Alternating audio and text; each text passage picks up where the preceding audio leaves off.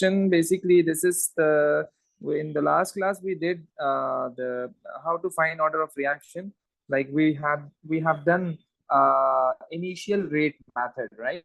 तो अभी हम उसके बाद और भी करेंगे like half life method, but before that, can you tell me for a zero order reaction the units of the rate constant are what? Yes, yes, yes, yes. Delta. Sorry. D delta. D. Oh, okay. For a zero order, right? So for a zero order rate constant per unit, let me check. Aska, can you tell me? Yes, for a zero order reaction. No units. No unit. Let me check this. Let me check this. So for a zero order means that would be just like that. My God. कोई भी reactant raised to the power 0. So K is equal to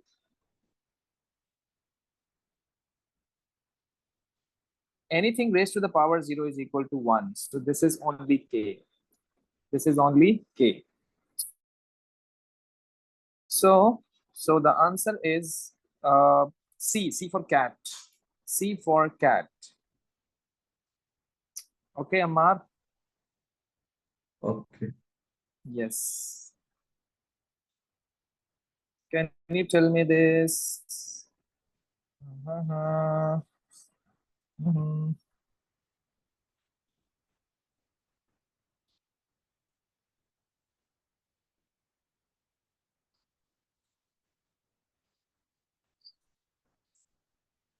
अच्छा question है. Nice. The rate of decomposition of compound X is the first order. The correct graph is this. So that's the reason I told you जब हमारा आप आए थे class में, तो at that time I was drawing some curves, some graphs like that. So you can just imagine, you can just have a comparison.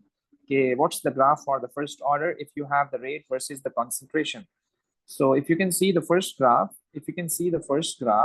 like I'm talking about this. So this is the rate versus concentration, right? So the rate of the decomposition of compound X is the first order. The correct graph is, so I think so the answer is A. Am I right? A. Yes. Exactly. Yes. This is A. Okay. This is related to entropy. Okay. Right now we are not interested in equilibrium. We are not interested. Okay. Say this. This is 2018 paper, right? So they are saying the experiment in D was repeated using different concentration of Fe3 plus and okay. Deduce the order of reaction with respect to Fe3 plus ions. Justify your answer. Yes.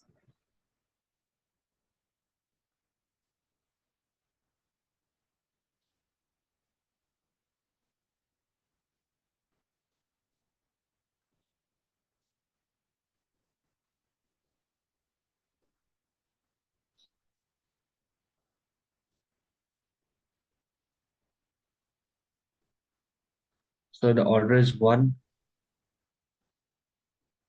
The order is 1. Okay. Why and how? Because if we take the reaction 1 and 2, the concentration is halved and the rate of reaction is halved. So the ratio is 1. Aska, what do you think? Sir, मैं भी कर रही हूँ. Jaldi. Okay. So चलो हम भी सोच लेते हैं जब तक. So Fe3 plus ना, तो Fe3 plus का I can say that I'm supposed to consider experiment 1 and 2. So we are just decreasing the concentration by half. So the rate also becomes half. Okay. 2.7 divided by 2 is 1.4, something around that. तो obviously तो इसका मतलब यही है कि power 1 होगी, तभी तो इतना मतलब डायरेक्टली प्रोपोर्शनल वाला सीन हो रहा है. So this is the reason I can say that the order of reaction is 1. the order of reaction is 1, because you can see if we are going to double the concentration of Fe3 plus ions from 0.00125 to 0.00250, so the rate also doubles. When this happens in any of the, you can say, experiments, so we can say that the reaction is of first order. और एक mark का question है, okay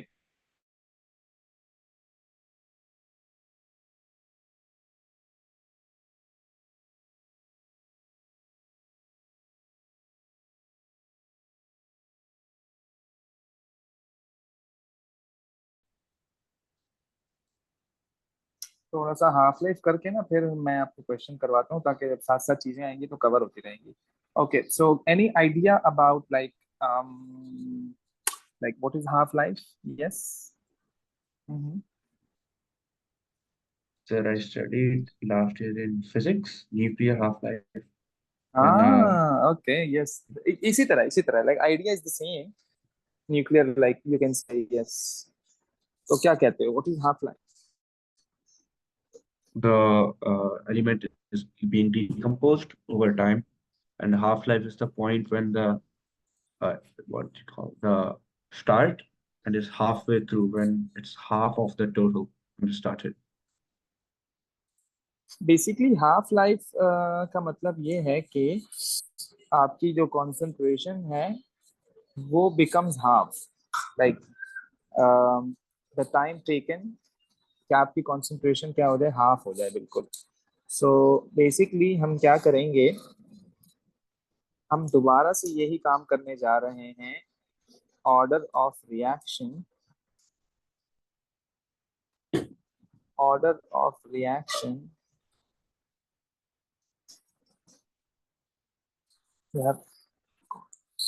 using half life method.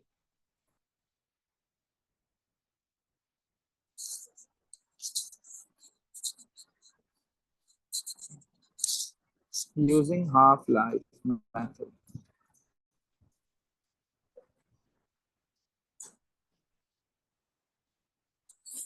Okay, using half life method.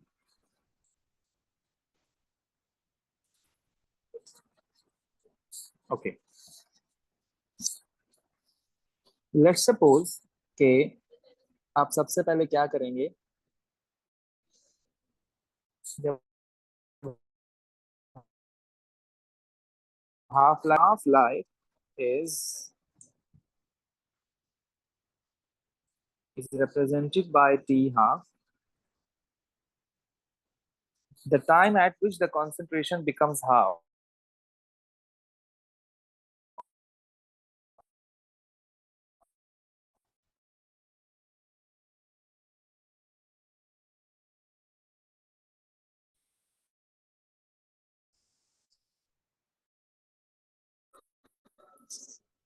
becomes, the concentration becomes half. The time at which the concentration becomes half.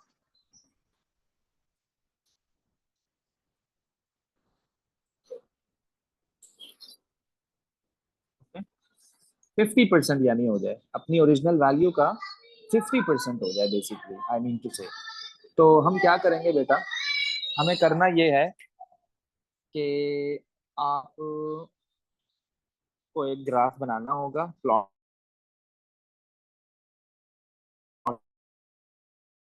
करना होगा आपको एक graph. तो data के थ्रू आप क्या करेंगे, वो ग्राफ प्लॉट करेंगे आप, और ग्राफ प्लॉट करने के हाफ लाइफ कैलकुलेट करने के बाद देन यू विल सी के फर्स्ट हाफ लाइफ या सेकंड हाफ लाइफ दोनों में कौन सी चीज ज्यादा है और कौन सी चीज कम है. फिर हम डिसाइड करेंगे कि वो ऑर्डर ऑफ रिएक्शन क्या है. तो एक चीज याद रखिएगा कि जो आपकी हाफ लाइफ होती है, फर्स्ट ऑर्डर की हाफ लाइफ, तो उसके बारे में हम ये कहते हैं कि is independent of the concentration of reactants. Okay, is independent of the concentration of reactants. तो मैं आपको वो पहले करके बता दूं, फिर हम देखेंगे कि पहली हाफ लाइफ ज्यादा है या कम है क्या नहीं है. लेट्स सपोज मेरे पास एक रैंडम कर्व है कुछ इस तरह का, लेट्स सपोज कुछ इस तरह का रैंडम कर्व है. ओके, और मेरे पास यहाँ दिया हुआ है टाइम, ओके, मिनट्स में हो या किसी चीज में भी हो, और यहाँ मेरे पास दी हुई है कॉन्सेंट्रेशन, यहाँ मेरे पास दी हुई है कॉन्सेंट्रेशन,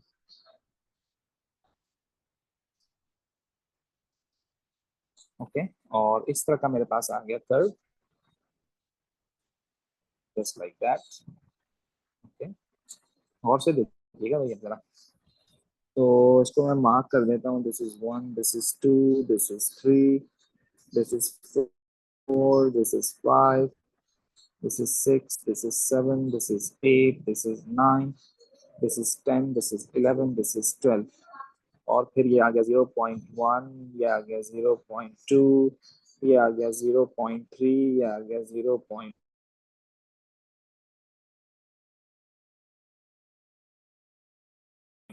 ये आ गया 0.5, ये आ गया 0.6, 0, that is the one, okay.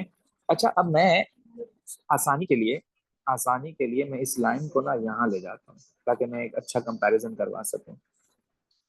तो अभी आपके पास कंसंट्रेशन है 1, टाइम है आपका 0, कंसंट्रेशन है 1, द टाइम इज 0,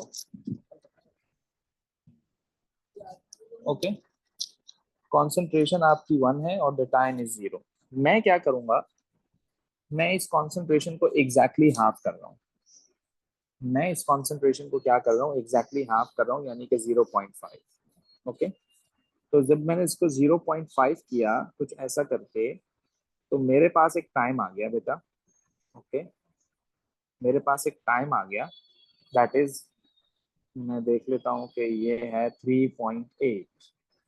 अच्छा, this is first half life, okay, this is the first half life, this is the first half life. अच्छा, अब फर्स्ट हाफ लाइफ मैंने निकाल ली, अब मैं क्या करूंगा, अब मैं इसको और हाफ कर दूंगा ताकि मैं क्या करूं बेटा, सेकेंड हाफ लाइफ निकाल सकूं। क्या करूं मैं, सेकेंड हाफ लाइफ निकाल सकूं। तो 0.5 का हाफ 0.25 होता है, तो ये मैंने एक और लाइन ड्रॉ कर दी 0.25 पे। मेरे पास एक और टाइम आ गया, बात को जरा गौर से समझिएगा, मेरे पास एक और टाइम आ गया।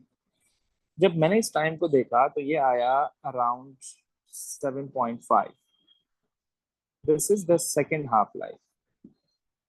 अच्छा, ये 7.5 जो आया ना, आप क्या करोगे, इसको सब्ट्रैक्ट कराओगे, मतलब आपको डिफरेंस देखना है, बेसिकली आपको डिफरेंस देखना है, राइट।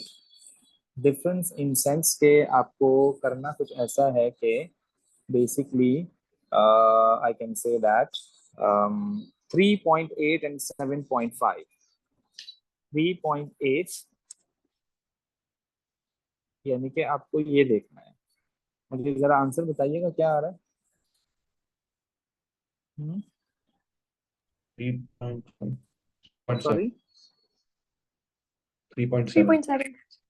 3.7, ऑलमोस्ट सेम आ रहा है, एम आई राइट, ऑलमोस्ट सेम आ रहा है आपके पास, है ना, ऑलमोस्ट आपके पास सेम आ रहा है, यानी कि सेम बोले तो दोनों हाफ लाइफ आपके पास सेम आ रही है। तो अब हाफ लाइफ को हम क्या करवाएंगे, हम हाफ लाइफ का कंपैरिजन करवाएंगे हम इसी तरह से। कोई भी अगर आपको कर्व दिया हुआ हो, तो हमारे पास क्राइटेरिया कुछ इस तरह का है कि जब आपके पास first half life is equal to the second half life, या आपके पास first half life is greater than the second half life, या आपके पास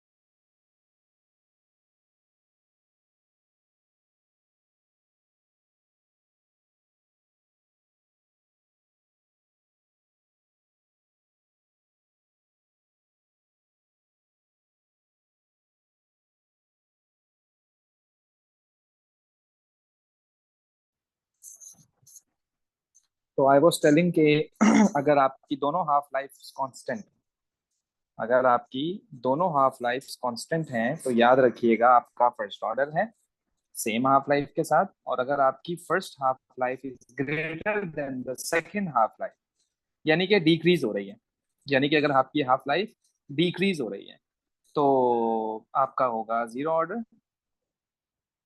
और अगर आपकी हाफ लाइफ फर्स्ट कम है और सेकंड बड़ी है तो it would be the second order. Now you have to like decide कि अगर एग्जामिनर आपको कोई ऐसा ग्राफ दे देता है और वो आपसे पूछ रहा है कि हाँ भाई पहले आप हाफ लाइफ निकालो, then you have to decide. अच्छा, समटाइम वो क्या करेगा, उसने आपको पहले ही बता दिया कि भाई आपको शो करना है कि the reaction is of first order but through half life. But through half life आपको क्या करना है, एक्सप्लेन करना है। तो वो मैं आपको क्वेश्चन देता हूँ, जरा 1 मिनट वेट करो। अब देखो क्या कह रहा है ये इस क्वेश्चन में कि from the graph determine the two successive half lives of this reaction. Two successive half lives of this reaction. You must show you're working on the graph. You must show you're working on the graph. So see this. ये आपको data दिया हुआ है, time भी दिया हुआ है, आपको कॉन्सेंट्रेशंस भी इन्होंने दे दी हैं। Suggest how the samples from the mixture could be okay. Plot a graph of concentration of hydrogen peroxide on the vertical axis against time on the horizontal axis. Use appropriate scales and label the axis of the graph. तो आपके x axis पे क्या होगा, obviously time होगा, okay. और vertical axis पे आपके पास क्या होगी, कॉन्सेंट्रेशन होगी, ओके। वर्टिकल एक्सिस पे आपके पास आ जाएगी कॉन्सेंट्रेशन, और वाई एक्सिस यानी एक्स एक्सिस पे, हॉरिजॉन्टल एक्सिस पे आपके पास क्या आ जाएगा, टाइम। ये आपको 1 2 3 4 5 6 आपको वैल्यूज गिवन है, और इसी के अकॉर्डिंगली आपको ग्राफ बनाकर और आपको बताना है कि मतलब ग्राफ प्लॉट करने के बाद अब इसकी हाफ लाइफ निकालेंगे और फिर आपको ऑर्डर ऑफ रिएक्शन पता लग जाएगा, क्योंकि दोनों हाफ लाइफ के बाद आपके पास कंपैरिजन है कि अगर दोनों सेम है या पहली बड़ी है दूसरी छोटी है क्या नहीं है। तो चलें जी, ये आपको डाटा गिवन है बेटा, ऑलरेडी प्लॉटेड है, ओके। और इसी तरह से ही आपके पास कर्व्स आ रहे होंगे after plotting the curves the graphs by just looking at the data provided. और लेट्स सी कि अभी हमें ये दिया हुआ है, तो अब मैं क्या करूंगा बेटा, आपको 0.20 आपकी बिल्कुल लास्ट कॉन्सेंट्रेशन है, ओके। तो 0.20 पर अगर मैं यहाँ देखूं तो बेटा टाइम इज जीरो, राइट। अब मैं इसका हाफ ले लेता हूँ, so the half of this so the half of this is 0.1, okay। जब मैंने इसका हाफ लिया किसका, 0.1 का, 0.2 का हाफ इज 0.1। यहाँ मैंने यूं लाइन ड्रॉ की इस तरह से, और फिर एग्जैक्टली मैं कुछ यहाँ आ गया इस तरह से, ओके। अब जब मैंने ये किया तो मुझे जरा टाइम बताइएगा कि कितना टाइम आया है अभी आपके पास। यस 65. मैंने लिख दिया कि जो फर्स्ट हाफ लाइफ है दैट इज 62 मिनट्स, यानी यहां से लेकर यहां तक, ओके।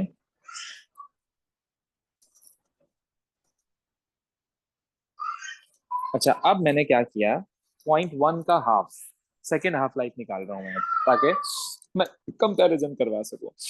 तो 0.1 का 0.05 यानी कि कुछ यहाँ पर होगा 0.05, राइट, ओके। तो बेटा ये आपके पास कितना आ गया, 125।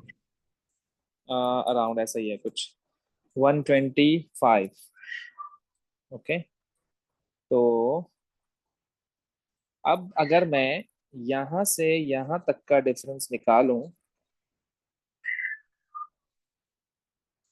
ये मेरे पास टोटल आया ना, लेकिन मुझे ये चाहिए, मुझे सिर्फ इतना चाहिए।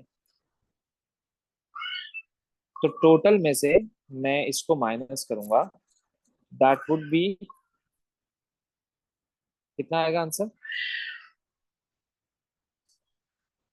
63। 63। So it means it's almost same, it's almost same, it's almost same, यानी 4 to 5 का आपके पास प्लस माइनस है, स्टैंडर्ड डेविएशन इतना है। मतलब ऐसा नहीं है 100% आपके पास चीजें बिल्कुल सेम आ रही हैं, नहीं। So first half life first half life is equal to the second half life, like the two half lives are constant, so I can say that the reaction is first order. I can say that the reaction is first order. भाई इस तरह से आप लोग ये जो है calculate कर रहे होंगे. It's all about calculation, it's all about calculation. जो भी आपके पास ग्राफ है, ऑब्वियसली हर दफा का बिल्कुल सिनेरियो डिफरेंट होगा, चीजें एक जैसी नहीं होंगी. कभी किस तरह का है, कभी किस तरह का है, आपको प्लॉटिंग करनी है कर्व की. तो लाइक थोड़े से लेंथी क्वेश्चन है, और ये तो आप कर भी नहीं सकते. मैं आपको कहूँ कि यहीं बैठ के कर लो, ये ऑब्वियसली सारा स्केल का डिफरेंस आ जाएगा आपके पास. तो आपके पास जो हार्ड कॉपी में पेपर्स हो, वो पेपर आप लेके उसको प्रिंट करवा के उसको फिर ग्राफ प्लॉट करें. ग्राफ प्लॉट करने के बाद हाफ लाइफ कैलकुलेट करें. हाफ लाइफ कैलकुलेट करने के बाद फिर आप डिसाइड करें कि ये कौन सा ऑर्डर रिएक्शन है. उसके बाद समटाइम ऐसा हो रहा होता है कि आपने जो हाफ लाइफ कैलकुलेट की है मार्किंग स्कीम में, वो वाली हाफ लाइफ नहीं है, वो कोई और हाफ लाइफ इन्होंने कैलकुलेट की हुई है. और अगर आपने हाफ लाइफ कैलकुलेट कर ली, ऑब्वियसली फिर you would not be able to tell कि वो जो ऑर्डर ऑफ रिएक्शन है वो आपका क्या है. क्यों? कि पता लग रहा है आपने जो हाफ लाइफ कैलकुलेट की है, according to that half life दोनों हाफ लाइफ कांस्टेंट आ रही है. लेकिन आपने जब मार्किंग स्कीम को देखा तो वो कह रहा है कि जो फर्स्ट हाफ लाइफ है वो कम है और जो सेकंड हाफ लाइफ है वो ज्यादा है. ऑब्वियसली सारी चीजें डिफरेंट होंगी. ओके, यहाँ पे बता देता हूँ आपको. तो इसके क्वेश्चंस आप लोग कर लेना, जो प्रॉब्लम हो फिर मुझे लाजमी बताना. देन वी हैव एक रिलेशन है हमारे पास, एक रिलेशन है हाफ लाइफ का और रेट कांस्टेंट का. वो जरा देखिएगा बेटा. हाफ लाइफ का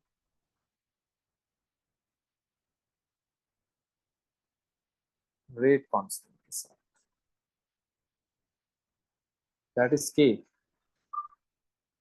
दैट इज के. तो वो क्या है? फर्स्ट ऑर्डर की बात बता रहा हूं मैं आपको. ओके, फर्स्ट ऑर्डर की बात बता रहा हूं मैं. k is equal to ln2 divided by t half. ln2 divided by t half. And you know ln2, मुझे बताइएगा जरा ln2 की वैल्यू क्या आ रही है. Yes, ln2 0.693. यानी कि 0.693 over t half is equal to K. अच्छा, ये जो रिलेशन आपके पास आया है that is the constant value, और ये फिक्स होगी always for the second, for the first order reaction. तो अगर मैं आपको कहूँ कि आपके पास एक रिएक्शन है जो हाफ लाइफ उसकी आ रही है 300 सेकेंड्स. हाफ लाइफ उसकी आ रही है 300 सेकेंड्स, यानी कि मैं आपको कह रहा हूँ कि T half is equal to 300 seconds. So find the rate constant. So find the rate constant. तो आप क्या करेंगे? जस्ट आपको ये करना है कि 0.693 ओवर 300 जब आप करेंगे, so that would be the के. तो मेरे ख्याल में आंसर आएगा इसका 0.0023 पर सेकेंड. पर सेकेंड, ओके. यानी पर सेकेंड में यही है ना कि टी हाफ है, मतलब टाइम है, टाइम का यूनिट सेकेंड होता है ऑब्वियसली. ओके. और इसी तरह से अगर मैं आपको रेट कांस्टेंट दे दूं, अगर मैं आपको रेट कांस्टेंट दे दूं और मैं आपको, आपसे मैं पूछूं भाई इसका हाफ लाइफ बताओ मुझे, ऑब्वियसली एक वैल्यू तो आपके पास है ही कांस्टेंट, दैट इज 0.693. तो वो इस तरह से चीजें चेंज होती रहेंगी. कभी आपको हाफ लाइफ दी हुई है, कभी आपको रेट कांस्टेंट दिया हुआ है. तो आप उसको सब्जेक्ट बनाकर ये चीजें आराम से आप फाइंड आउट कर सकते हो. तो इसमें कोई इशू नहीं होना चाहिए.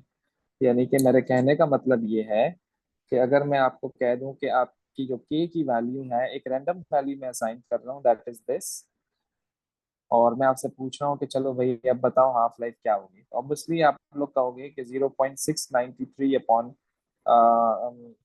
क्या था, K is equal to 0.693 upon T half. तो अगर हम आपको टी हाफ यानी कि के दे देते हैं, तो आप लोग क्या करेंगे? 0.693 अपॉन 9.1 एक्सपोनेंट -3, और that would be equal to the T half. तो यहाँ से आपके पास आसानी से क्या आ जाएगा? टी हाफ आ जाएगा. तो बड़ा सिंपल सा फिनोमेना है, कोई इतनी चीजें मतलब डिफिकल्ट नहीं है. बस एक वही है कि आपको बड़े अच्छे तरीके से जो है वो हाफ लाइफ कैलकुलेट करनी है, ताकि हाफ लाइफ कैलकुलेट करने के बाद जब अपना आउटकम दो आपके वो कम हो रही है या ज्यादा हो रही है, तो आपके आंसर गलत ना है। बस सिर्फ आपको यहाँ फोकस करना है, बाकी इसके बाद वाली भी जो चीजें हैं, रिएक्शन मैकेनिज्म वगैरह, उसमें भी आपको इतना मतलब